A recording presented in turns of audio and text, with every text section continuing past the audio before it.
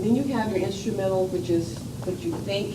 You're planning it, you're not really wanting to directly harm anybody, but it's in your mind to do it, but you probably won't go forth and be impulsive and take it out.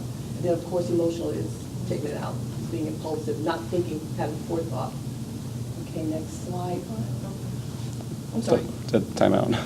Oh, time out, I'm sorry. What happened? Trying to get this thing to continually record. Okay. So where did it stop? Is it the time thing? I just saw you guys frozen on the screen for a second. Okay. Let's try.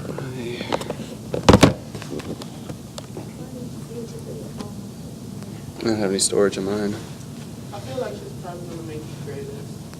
Give us a good creative. You'll be fine. That's fine. Yeah, try that. Is that good? Just occasionally glance at the screen. If you don't see movement, then.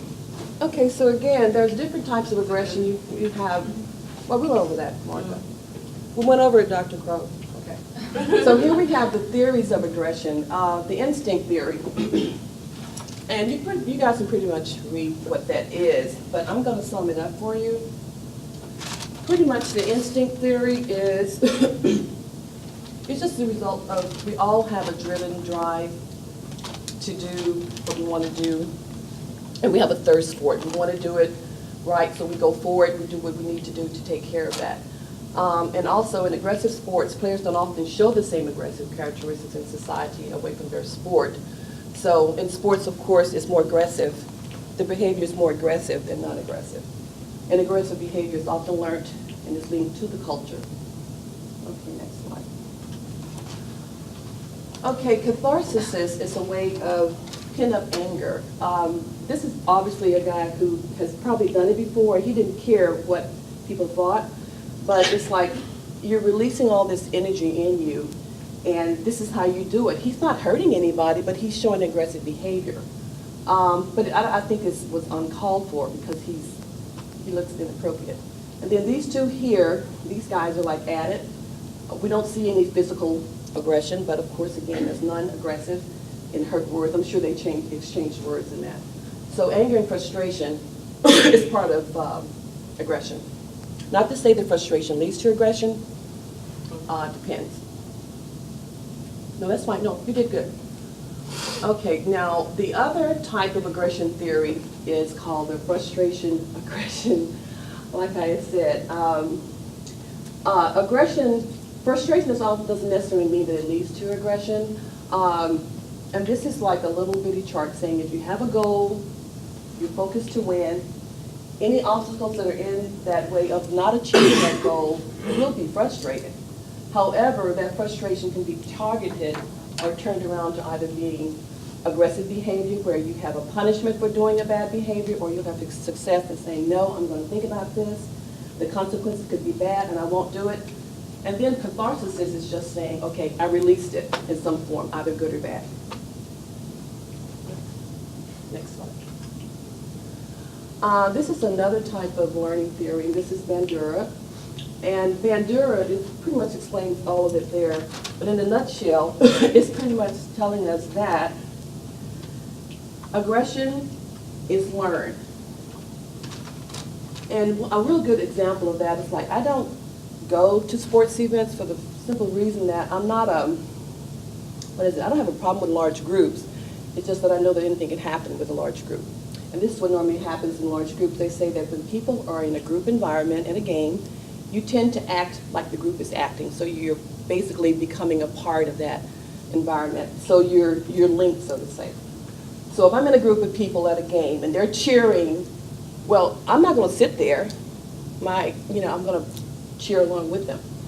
So that's what the social learning behavior pretty much is saying. And then these are, of course, the vicarious conditioning. Learning is emotional. The responses through observation is through learning, or we observe what we learn, and also learn to become angry after, that's just an example, after the decision was given by a referee, gone against him or her, or other players doing the same. Next slide. Okay, these are the variables of social learning. I would assume that will encompass aggression. First, you would have the personality of that person in a situation that would provoke him. And then the internal state kicks in, which will affect how they think, how they're going to respond. And then, of course, arousal would be heightened. And then, of course, what we said before about either it's going to be a non-aggressive or an aggressive act. Impulsive would definitely lead to aggression. Of course, if you think it out, it won't. It would be non-aggressive. It might be verbal, but non-aggressive. Next slide. And these are just some of the causes of aggression. Whether the game is contact or non-contact, difference in scores, grudges between two teams, hostile crowds, playing home or away, extrinsic rewards, and of course the arousal levels being very high.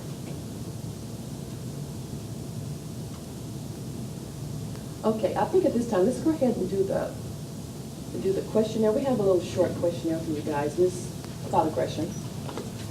And you know that research says that males are more aggressive than females, and that is true because of the high level of testosterone. So we have a little quiz for you guys, a little survey for you guys to take just to see that.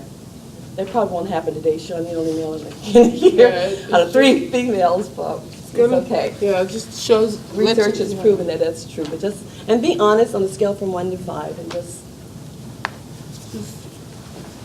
Opens you up to see how aggressive you are.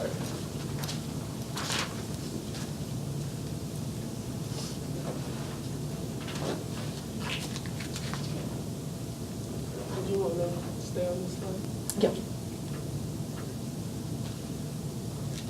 think it's only what, 15? It's only 15.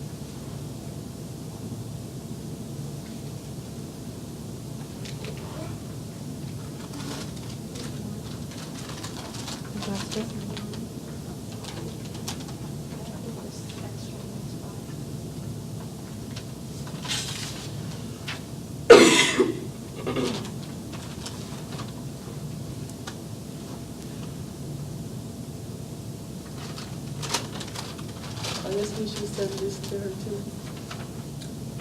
Yeah, I can send it.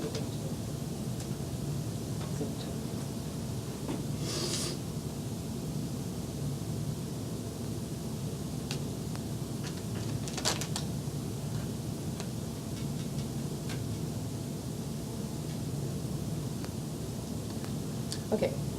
All right, so I just want to share with you what I said earlier about how being in a group situation environment is really effective. And this is from research from a Dr. Warren at Murray State University.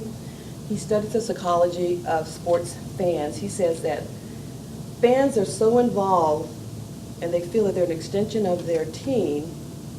They basically feel threatened if there's a loss. So when the team loses, just like they become, of course, irate.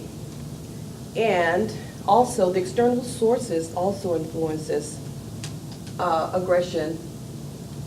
For instance, like I said, I don't go to games, but I know what an instigator is someone that, you know, if they start something, pretty much, you know, when it's a crowd of people around, someone else is going to get mad or upset because probably a bad word or a hurtful word was said, or even a physical action of aggression was done. So all of those are things that affect how we respond to aggression. Then, of course, again, the hurtful words. It says pretty much here that researchers have found that observing a sport event does not lower the level of spectators' aggression, it actually heightens it because everyone's in their flow of things, I guess, or in their zone. And also, our environmental or game-related factors influence the change of aggression as well. Like I mentioned before, if you go with a group, the group is involved, and they're going there. Some people go there to fight anyway, so there you go. Their mind is fixed on that. So, Oh. no, that's okay. Oh. I was going to say the environment does make a difference in how you react. Game reasoning is a double standard that you see in sports. So it's like it's okay to hit someone in sports, but it's not okay to hit someone outside of sports. And that's not good at all, especially when it comes to kids. So kids are pretty much like, we're going to do as you do. And no one knows really what's going on in the home, but if you're not teaching them in the home, they're never going to know how to use it outside of the home. But double standards should not be, that's not okay at all. And it should not be done. And of course, it leads to injury and harm, which is aggression. Oh, no, go back, you went forward. I'm sorry, you went back, you should go forward, so keep going. You did that one. Keep going. Keep going. Keep going. All right, right there. Okay, so the question is, can aggressive behavior by one teammate lead to increased team performance and morale? That's a question. And I can answer that, but I just want you guys to see if you have discussion. a intake on Team that. performance, no. No, it will decrease it Yeah. because of distraction. Okay, very good. And is that increase in aggressive behavior worth it? No. No. Okay, and Mark, I think it's your turn now. All right. All right, I'm going to talk about moral disengagement and aggression. This is by Bandura, as you all know about his social cognitive theory of moral and establishment. He established 8 ways that athletes actually justify their aggression. Trace Liz, another researcher, and his colleagues did research on about 30 soccer players. And one of them, I guess a quote that they said was basically that my job is to prevent my opponents from scoring no matter what it takes. So if it requires an aggressive act, then as long as we win, then that's what it is. Studying moral disengagement helps us better understand why people commit aggressive acts, and so that they also know, when they commit aggressive acts, and let them know when they're wrong. How do you make this thing go Just the arrow on the keyboard. Oh, Just, yeah. You just do What is the space? up or down? Yeah, down. Down? Yeah. Thank you. A majority where a lot of aggressive acts is correlated with athletic injuries. According to Katorshi and Cahoon, reported that 59% of hockey injuries is due to aggressive acts. 15% of injuries were penalty related, often due from tripping. And 40% of spinal cord injuries was from hockey players between the ages of 16 and 20, and this was due from aggressive acts as well. This is athletic injury in children. This is cause of concussion in children, and it's either majority of it is due to a fall, and that could be possibly from aggressive act. And 22%, that's a lot, is being struck by an object, and 17.2 is by a collision. And those are just contact, and it could be either assertive acts or very aggressive acts. So, yeah. Athlete performance and aggression. Some coaches believe that practicing aggression can actually enhance an individual's performance. Kermit Washington was actually, I believe he was a basketball player, and he felt that if he was more aggressive, it would help him be more dominant on the court, and people wouldn't push him around as much. They'll be more scared of him. Jack Tatum was actually a football player, and he felt that he had to be aggressive to punish opponents, which make them weaker and actually help them win. So that's what he thought being more aggressive is more beneficial than not.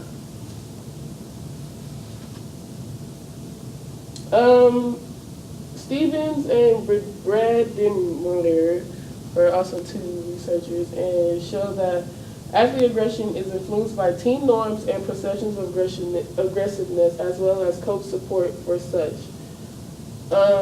Coach and teammates playing a special important role in creating team moral atmosphere that influence aggression in athletes. So basically this is saying that the coaches are very influential in, creating a more aggressive vibe in the team dynamics.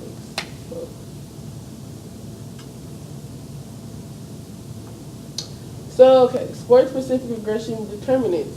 So these are things that determine aggression in sport. Someone has either committed an aggressive act against them, opponents has annoyed them, or they are just, the member in the team could probably just be highly egotistical, and if they're losing or whatnot, they feel like being aggression will actually help them, and they don't really have much morals. They believe it's a part of their role in their sport to be aggressive, and they feel group pressure is to be aggressive. All right. Sex and cultural differences. It's often known that males tend to be more aggressive than females. Maxwell's another researcher and his colleagues found that experiences aggression in Chinese athletes are similar to those in the Western Hemisphere. So people of collective cultures are less likely to accept aggression as a sense of an achievement.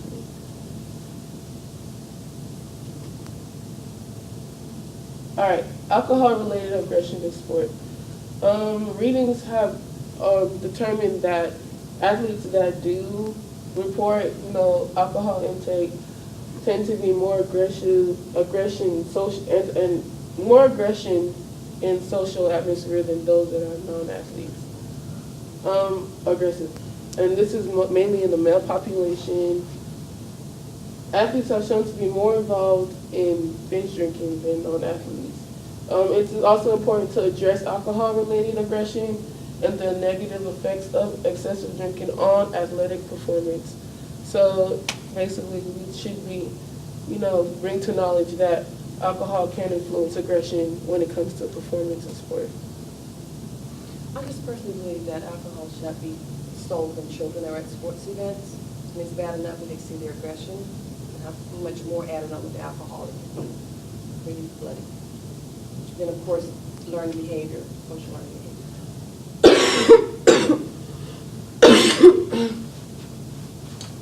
Applying knowledge to professional practice. All right, here's a discussion question. What is an example of time that aggression is likely to occur? Sporting. If there's like a foul, and then it ticks off the other team. Yeah. Another? When everyone else around you is acting aggressive, you're more likely to act aggressive. Or what else? You're an away fan sitting in the home fan section.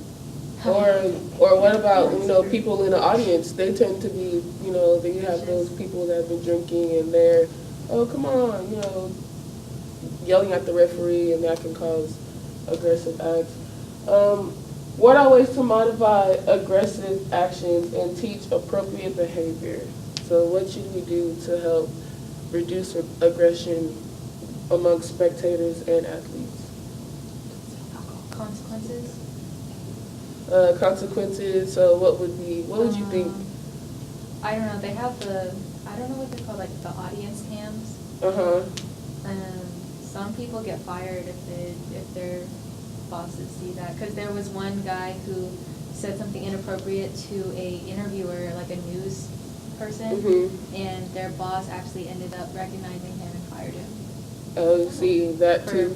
for So, speaking to someone in an inappropriate holding way. people accountable for their actions, can help reduce aggressive acts in the environment. Or another issue, Jackie talked about was alcohol. Maybe reducing the amount of alcohol that's being purchased at an event. So, because alcohol is really correlated with aggression. Ideas. All right, we're gonna figure out some ways. We should do, is it another property? The next slide. Okay, I'm sorry. Yeah. Okay, well, one of the ways that you need to reduce aggression is you have to understand when aggression is most likely to occur. It's most likely to occur when an athlete is frustrated about, if they're losing or if they're being unfairly officiated, or they are physically in pain. Sometimes when an athlete is in pain, they can't really play to their potential, so they tend to get frustrated, and then that could cause aggression, and that causes them to play below their capability. Athletes that are passionate about their sport perceive failure as a threat to their identity are more likely to be aggressive. So yeah. Modify aggressive reaction. Maxwell, another researcher, and his colleagues found that people that control their anger tend to be less aggressive. Young athlete players were taught cognitive, emotional skills as well as on-ice routines designed to decrease aggressive acts. When they put the learned skills to work, it actually proved that it decreases the chance of aggression and less injuries. So that was a good thing. They also went through stress management training, and this can help students and athletes deal with frustrating situations and allow them to not be that much more aggressive.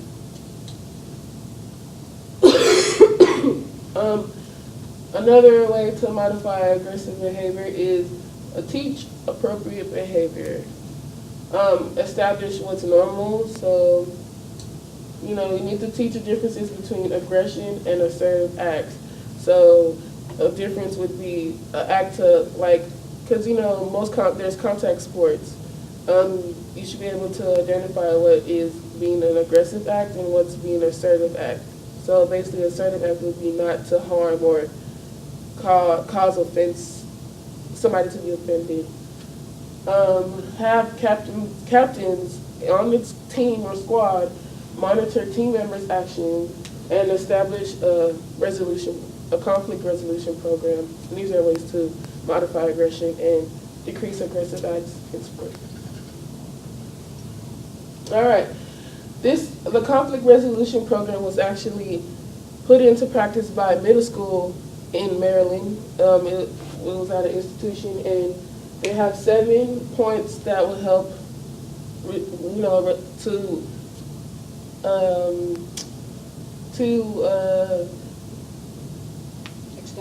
establish, come together, basically a kumbaya amongst athletes, and it helps resolve conflicts. The first thing is agree to meet. So, have the two athletes, there's a problem, agree to meet. And of course there should be a mediator. And record the facts, so record what happened. This person did this and this person did that. No feelings involved, just record what happened. Express feelings. Amongst the two people should express their feelings. Aim to resolve what happened. And outline necessary changes, and that should take place next time this situation occurs. Outline necessary changes. I think I said that. Develop an action plan, that to put forward for future references, and follow up on the plan. And basically, following up holds the athletes accountable, so brings them together. Control spectator aggression. These spectators, as we talked about, are people that are outside and that are basically those that are watching, those that are basically everybody that's not watching, that's not playing. So, we talked about develop strict alcohol control policies or ban alcohol for spectators at athlete competition. So basically, giving basically a guideline of how much alcohol is being served or sold at an event. Penalize spectators, so they should know that there's a consequence if they practice such aggressive acts. When hiring officials, you should hire those that are very slow to anger and very not as emotional when it comes to, dealing with fans or other spectators that I guess are very passionate and hard about the game. So you should hire people that are very slow to aggressive acts. Inform coaches that aggressive display on their part will not be tolerated. So being aggressive, especially coaches, athletes look at the coaches, just let them know that being aggressive isn't tolerated. So. All right. Oh, sorry, go back. I pulled it up in the book, but recommendations for controlling aggression and violence in sport.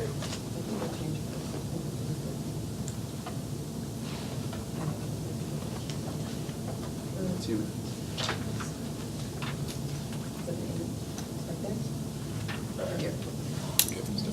Okay. So, these are some recommendations. I'm going to ask you guys to give me some recommendations for controlling aggression and violence in sport. So, what are y'all's? And I'll quiz y'all and let you know what the book had. What do you think would be recommended for? Suspensions and fines. So, suspension and fines, okay. Team sanctions. Huh? Team sanctions. It is Team a draft sanctions, pick. What's okay. the sanction? It is a draft pick. Okay. All right. Clinical. All right, they have 9 recommendations. So I'll read some off that stood out to me. Recommendation 1 was management should make fundamental penalty revisions so that rule violating behavior results in punishment that have greater punitive value than potential reinforcement. So basically, management will be penalized if there's such aggressive acts. 5, there's another one. The media must place in proper perspective the isolated incidents of aggression that occurs in sport rather than make them highlights. So, what do you Instead of think? glorifying it? Yeah, so they shouldn't glorify, aggressive acts because what we see is what we tend to practice and do. Recommendation 7, here's another good one. Coaches and management, athletes, media, officials, and authority figures should take part in workshops on aggressive and violence to ensure they understand the topic of aggression, why it occurs, the cause of aggressive acts, and how aggressive behaviors can be controlled. So basically, coaches and referees and people that are above the team should basically take workshops and courses to help them with modifying aggression. And athletes should take part in programs aimed at helping them reduce behavior tendencies toward aggression. The tightening of rules, imposing of harsher penalties, and changing of reinforcement patterns are only part of the answer to inhibiting aggression in sport.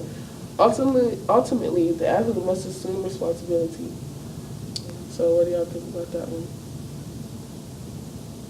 Yeah, it's definitely Okay. about the- If the athlete has to, they're accountable for themselves. Right.